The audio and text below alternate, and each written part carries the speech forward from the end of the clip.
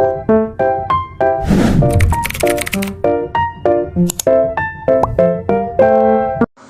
teman-teman, kembali lagi bersama saya Jessie Christiana Hagu dari kelas 12 akuntansi.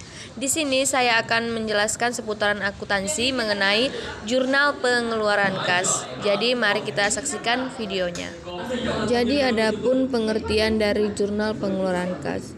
Menurut Mujilan pada tahun 2012, pengeluaran kas yaitu kejadian-kejadian yang berkaitan dengan perindistribusian barang atau entitas-entitas lain. Secara garis besar, pengeluaran kas merupakan suatu kejadian transaksi yang kita lakukan untuk pembelian atau pembayaran tagihan kita.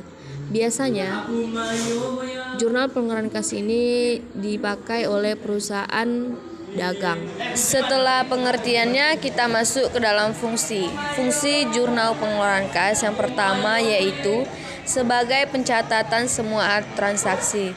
Jadi setiap kita melakukan transaksi yang mengenai pengeluaran kas, maka kita akan meletakkannya di dalam jurnal pengeluaran kas.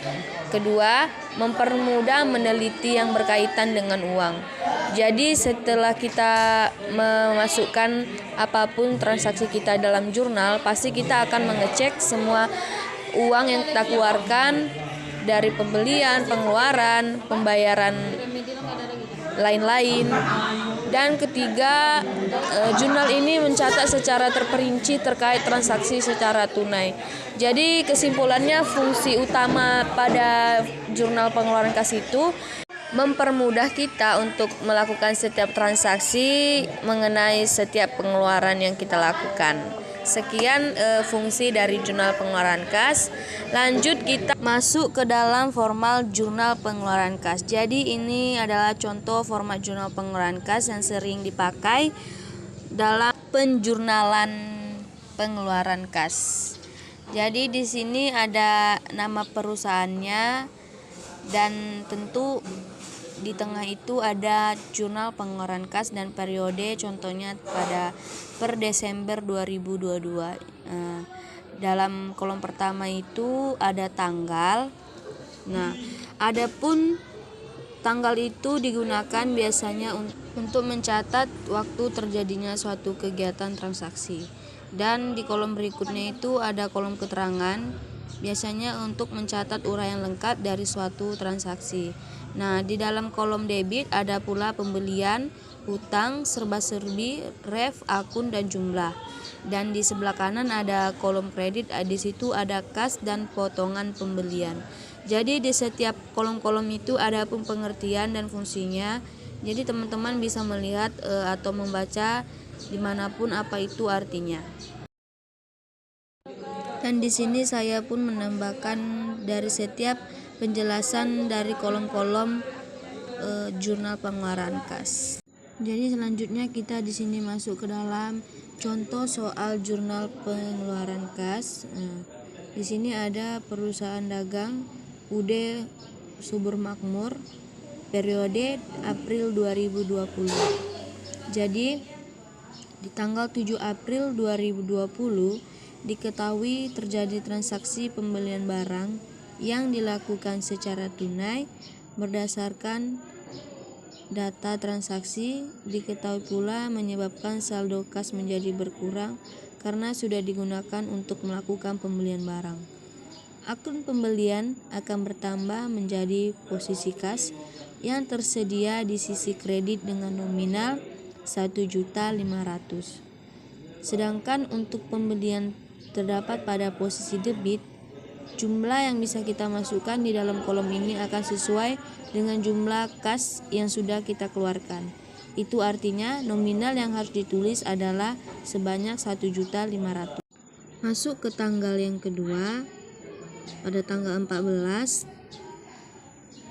transaksi yang dilakukan diketahui penukaran ataupun pembelian barang dagang yang sudah dilakukan pada pihak pelanggan. Penyebab adanya retur barang dari pelanggan ini umumnya dikarenakan barang yang cacat, rusak atau tidak sesuai dengan pesanan. Sehingga UD Subur Makmur wajib mengeluarkan dana kas untuk bisa diberikan pada toko Bayu Aji agar bisa mengganti barang tersebut. Adapun nominalnya harus sesuai dengan harga yang dikembalikan. Hal ini akan menyebabkan posisi kas pada kredit, sedangkan untuk kegiatan transaksi akan berada pada posisi debit dengan nominal sejumlah Rp300.000. Masuk ke tanggal yang ketiga, tanggal 16 April 2020, diketahui adanya transaksi pembayaran ataupun pelunasan pada hutang yang dimiliki perusahaan. Akibatnya, UD Subur Makmur wajib mengeluarkan dana kas sesuai dengan nominal dana yang sudah dibayarkan perusahaan. Saldo kas yang berkurang terjadi karena membayar hutang sebagai posisi kas akan berada tepat di sisi kredit. Sedangkan pada posisi debit bisa kita tulis utang usaha sebesar Rp1.650.000. Angka tersebut harus sama baik itu pada debit ataupun pada kredit. Lanjut yang keempat. Pada tanggal 20 April diketahui terjadi proses transaksi pembelian perlengkapan yang dilakukan secara tunai. Dampaknya adalah kas akan menjadi berkurang karena harus digunakan untuk membayar perlengkapan, sehingga posisi kas akan berada pada sisi kredit, sedangkan hutang akan dicantumkan dalam sisi debit. Pembayaran hutang ini akan mengurangi dana kas atau harta milik perusahaan, karena saat hutang terbayar, maka hutang pun akan berkurang.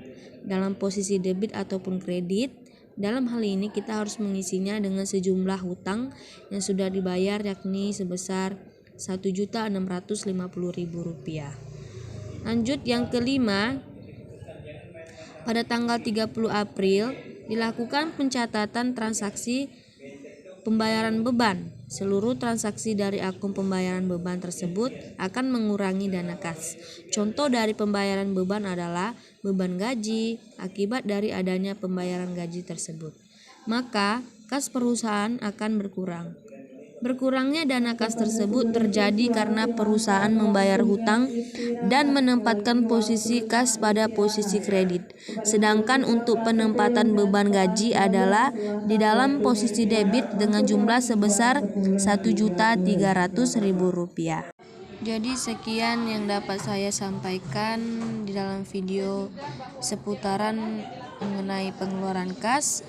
Adapun kesimpulan, dengan adanya jurnal ini, maka akan menjadi salah satu cara yang ampuh dalam menilai kemampuan perusahaan pada dana kas yang dimiliki oleh perusahaan.